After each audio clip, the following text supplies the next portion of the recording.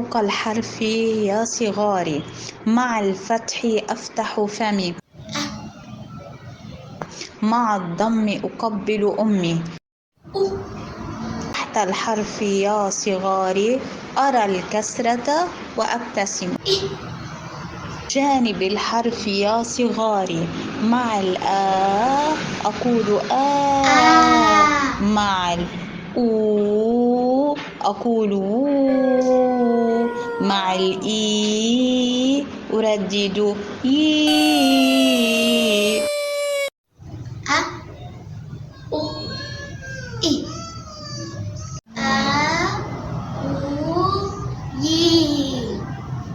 أحبائي الصغار، سنتعرف اليوم على نصف الدائرة. نبدأ من السهم من تحت إلى فوق.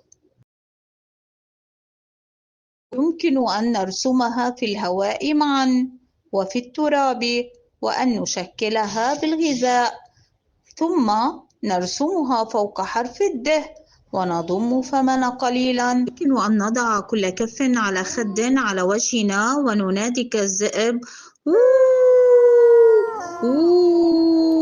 بعدها نضع بجانب الد فتصبح دو.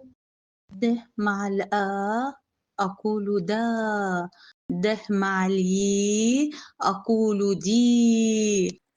لنقرأ ما تعلمنا. د مع الفتح د مع الضم دو، د مع الكسر دي، د مع مد الألف دا، د مع مد الأو واو دو، د مع مد الياء دي، د دو دي، دا دو دي. هيا دوركم يا أبطال.